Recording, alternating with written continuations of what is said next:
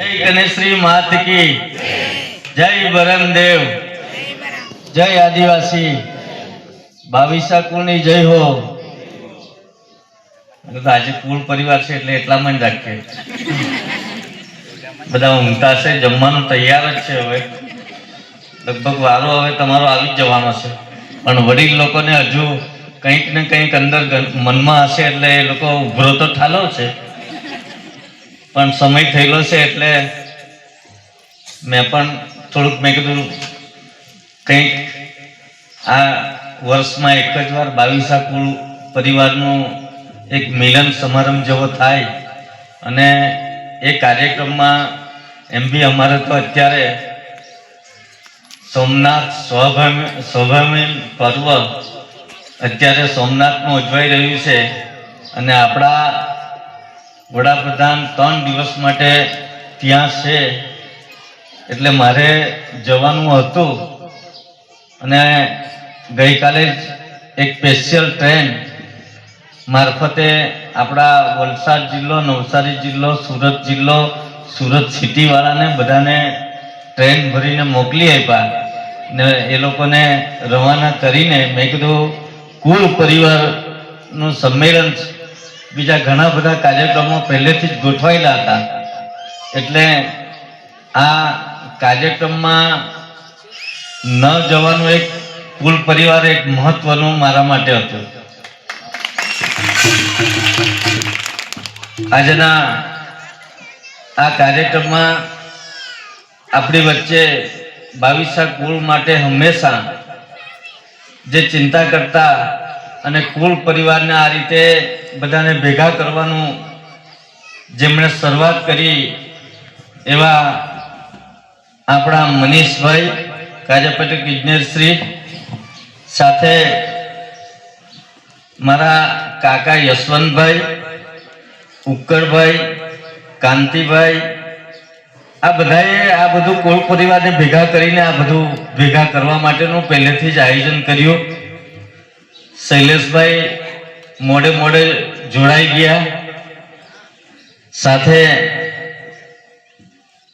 આજે ગામમાં છે એટલે સરપંચને મારે હાથે રાખવો પડે કેમ કે સાથે સરપંચ સુનિલભાઈ એ બધા ક્રિકેટ ને બધા મેદાનમાં ઘણા બધા પણ મેં કીધું પહેલા કુલ પરિવાર પછી તારા ગ્રાઉન્ડમાં આવવું સાથે આજે પંકજભાઈ રાજપુરી દલાટથી, ઉમેદભાઈ વસરાઈથી, ગોપાલભાઈ દેવદવાસનથી, બકુલભાઈ વસરાઈથી, ધીરુભાઈ કાંજરનસોડ, હરેશભાઈ કાંજરનસોડ, રતિલાલભાઈ માંડવ ખડક, નટુભાઈ ગોળથલ, રાકેશભાઈ માંડવ ખડક આ બધા ગણેશભાઈ પાટીવાળા હતા ત્યારે બધા સાથે મળતા પણ એમના ગયા પછી થોડું એ થયું પરંતુ આ બધાએ આ વારસો જાળવી રાખ્યો છે। સાથે અજીતભાઈ આ કાર્યક્રમ મારી પાસેથી જૂટવી લીધેલો છે। આ કાર્યક્રમ મારે કરવા માટે મેં કેટલા વખત કીધું, ગયા વખતે કોઈ બીજાએ જૂટવી લીધો, આ વખતે અજીતભાઈ જૂટવી લીધો। હજુ કોઈ જૂટવાનો વિચાર હોય તો કેવી રીતે બાકી હું અત્યારે કહી દેવાનું છે કે મારે ત્યાં આવવાનું છે।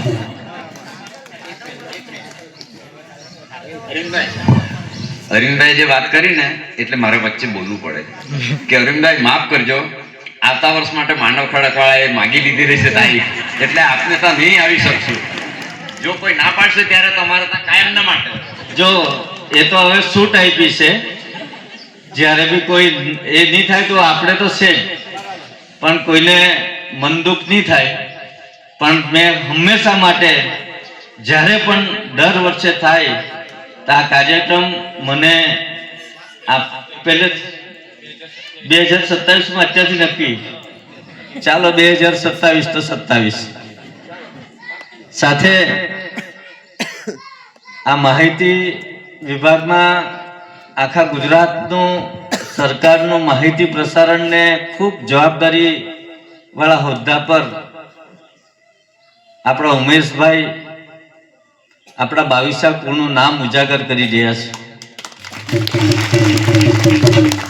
એવા ઘણા બધા છે અહીંયા કે જે લોકો પોતે ખૂબ બુદ્ધિજીવી પણ છે નોકરીમાંથી નિવૃત્ત થયા પણ છે. રામભાઈને એ લોકો સાઈટ પર બેઠા છે. અમારા આરબીબી શિક્ષણ સાથે જોડાયેલા ને બીજી સંસ્થાઓ પણ ચલાવે છે. ઘણા બધા એવા રત્ન છે 22 કુળમાં કે જે અત્યારે આપણી વચ્ચે કદાચ ન પણ હોય, પરંતુ કુળની વાત આવે ત્યારે સહજ આપણને કંઈક એના માટે આપણું પરિવાર, આપણું લોહી, એનો એકદમ કંઈક ને ઊંટ મરે તો એ મારવાડ બાજુ મોઢું રાખે ને, તેવું છે આ કુળ પરિવારનું. ઘણું બધું વડીલોએ માર્ગદર્શન પણ આપ્યું છે. કંઈક આપણું કુળ પરિવાર આગળ વધે એના માટે જે કંઈ આપણા વડીલો સૂચન કરે, વિચાર વિમર્શ કરે, એની અમલવારી થાય, બીજા વર્ષે એની ચર્ચા પણ થાય. ખાલી વાત કરીને પૂરી ન કરીએ. સમય પાલન, એનું આખું ગણિત સાથે આગળ વધવું પડે. હું કંઈ કોઈ વારસો રાજકીય લઈને નથી આવ્યો. ખૂબ નાની વયમાં પિતાજીની છત્રછાયા ગુમાવીને ખૂબ સંઘર્ષ કરીને આ જગ્યા પર આવ્યો છું. સરપંચ તરીકે પણ 10 વર્ષ કાઢ્યા છે. તાલુકા પંચાયત સભ્ય તરીકે પણ 10 વર્ષ કાઢ્યા છે. આમ જે કંઈ ભારતીય જનતા પાર્ટીનો સંગઠનની જવાબદારી તાલુકામાં આપી એમાં પણ ખૂબ આમ કુશળતાપૂર્વક 2 ટર્મ સંગઠનમાં પણ કામગીરી કરી. એમ તો 30 વર્ષ સુધી 260 રૂપિયામાં જુનિયર ક્લાર્કની નોકરીથી માંડીને સિનિયર ક્લાર્કથી માંડીને હેડ ક્લાર્ક સ્વૈચ્છિક નિવૃત્તિ લીધી. અત્યારે 40,000 રૂપિયા પેન્શન બી લેવું છું. ધારાસભ્યનો પગાર તો મળે, પણ હાથે હવે નોકરી કરેલી એનું પેન્શન તો લેવું પડે ને. તો 2017માં પણ ધારાસભ્ય બન્યો. 2017માં 22,000 મતે લીડથી જીતા. 2022માં 33,000 મતથી જીતા. અને અત્યારે મને કોઈ ખબર નહીં હતી કે બધા મનીષભાઈને એ લોકો કહે કે આ વખતે મંત્રીમંડળમાં તમારું પાકું જ છે ભાઈ, મંત્રી બનાવે કે પછી જે બનાવે તે આપણે નિષ્ઠાથી કામ કરતા રહેવાનું. મને કોઈ જાતનો અફસોસ કંઈ છે નહીં. મળેલી જવાબદારી ખૂબ નિષ્ઠાપૂર્વક અદા કરવાની અને કોઈ સત્તા પાછળ દોડ લગાવવાનું મારામાં કોઈ આદત નથી.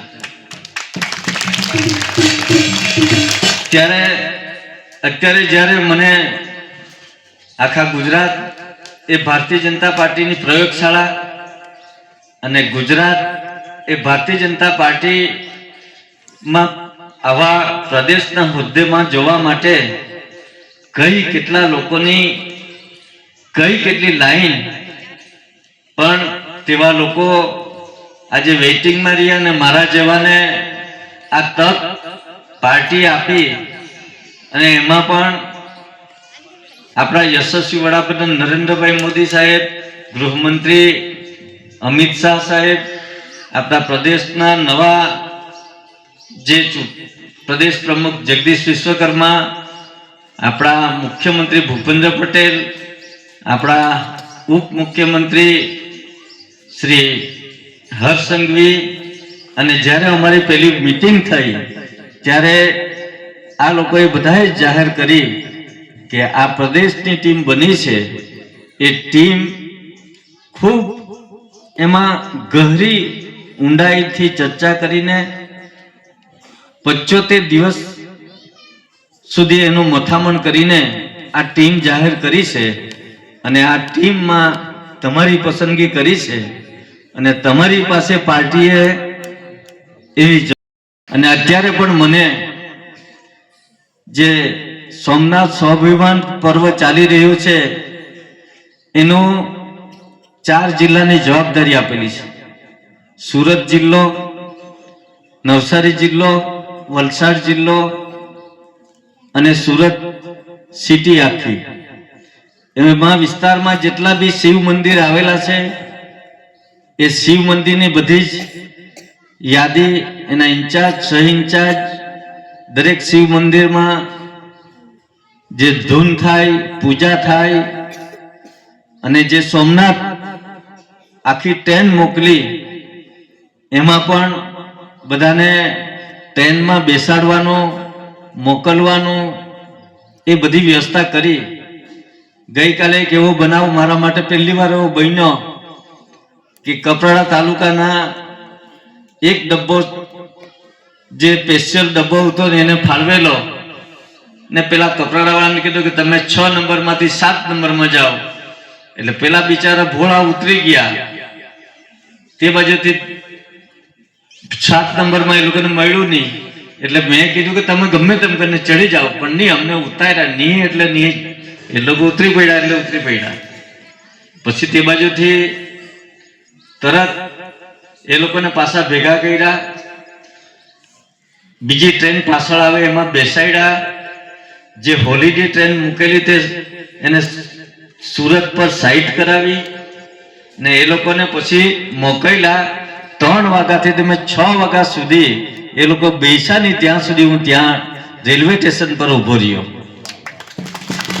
પણ જવાબદારી મળે એ પૂરેપૂરી નિષ્ઠાથી નિભાવવી પડે. એમાં ગુનેહ પણ જોઈએ, એમાં આગવી સૂઝ પણ જોઈએ, વહીવટી સૂઝ પણ હોવી જોઈએ. ઘણા બધા આવા પ્રશ્નો મારી પાસે આવે, ડોક્ટર પાસે બધા જાય, એમ તાવ શરદી હોય તો સામાન્ય ડોક્ટર પાસે જાય ને તેનો ઈલાજ કરાવીને તે સારા થઈ જાય. પણ અમારા પાસે એવા કેસ આવે કે જે કોઈનાથી નહીં થતા હોય ત્યારે જ આવે ને તેવા બધા પ્રોબ્લેમ સોલ્વ કરવાના આવે.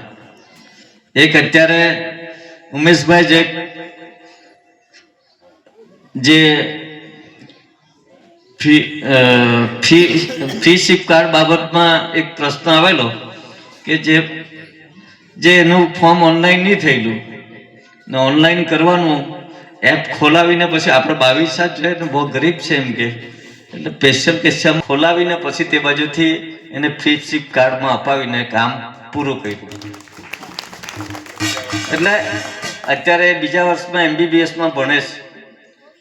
એવા ઘણા બધા કામો કરવા પડે. પરંતુ મેં જે રીતે આ જગ્યા પર, આ હોદ્દા પર આવ્યો છું, એમાં ટાઈમ મેનેજમેન્ટ, કોઈકને ખોટું લાગે તો એ બી ભલે લાગે, પણ એને ખોટા વચન ન આપવા, શક્ય બને ત્યાં સુધી જેનું કામ જવાબદારી લીધી હોય તેને પૂરી કરવી, કોઈ પણ આવ્યો હોય એને પૂરેપૂરો સંતોષ આપવો, ઉપરછલ્લી વાત સાંભળીને એને કાઢી મૂકવો એવું કોઈ આદત નહીં. 24 કલાક મારો ફોન ચાલુ હોય, મિસકોલ પડેલો હોય તોય તેને જવાબ આપવાનો. કોઈ પણ કામ હોય તો છેલ્લે વોટ્સઅપ પર બી મોકલી આપે તોય તેનું કામ કરી નાખવાનું. સોશિયલ મીડિયામાં પણ આવેલું હોય ને મારા ધ્યાન પર આવતો હોય કે આમ કામ કરવા જેવું છે, એ કામ કરી લેવાનું. આ બધી કામગીરી ધ્યાનમાં રાખીને આ ભારતીય જનતા પાર્ટીમાં પ્રદેશના હોદ્દેદાર તરીકે સિલેક્શન કરવાનું એ ખૂબ અઘરું કામ છે.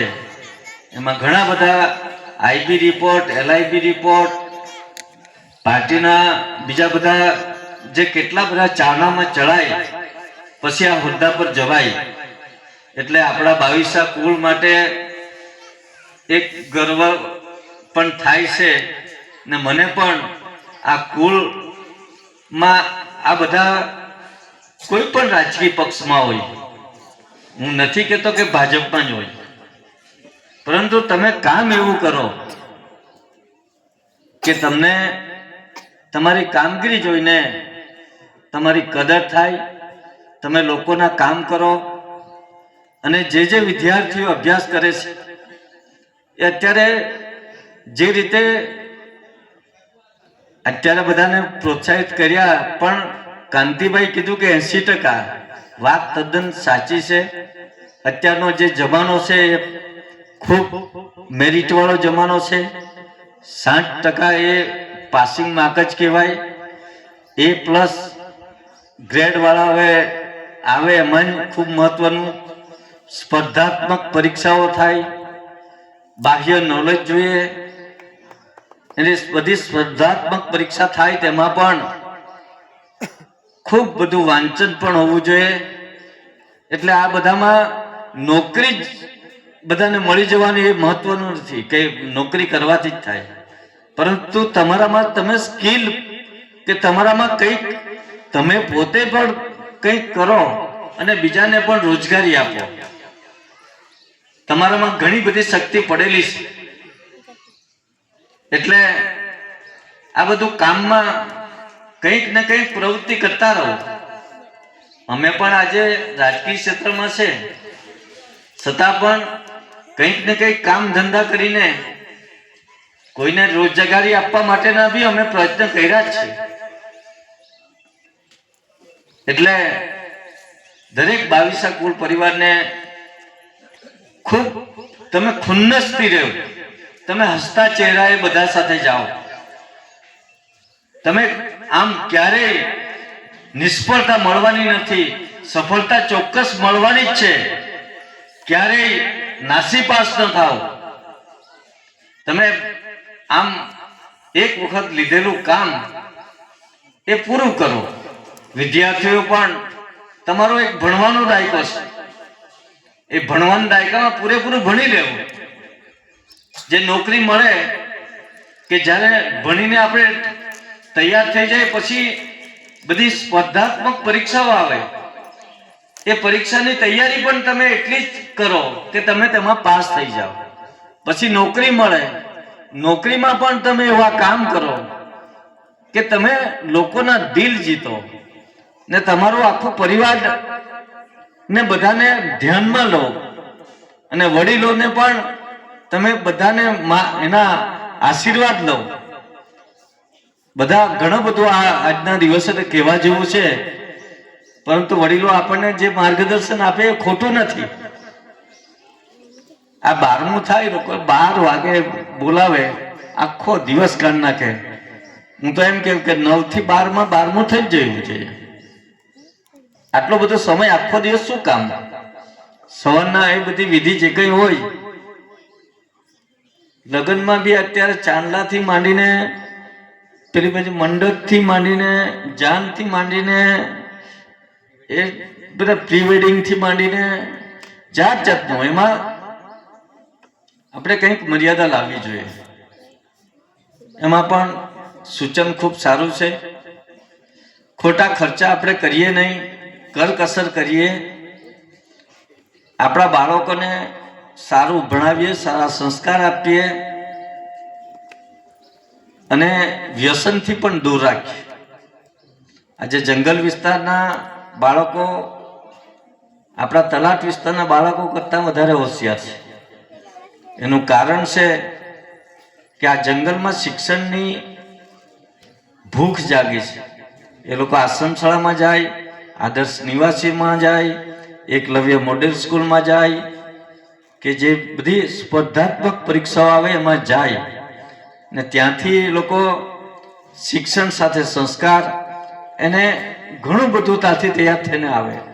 પરંતુ આપણા બાળકો આપણા ઘરે જ આપણે ભણવાની અપેક્ષા રાખીએ, એમાં આપણે સફળતા નહીં મળે.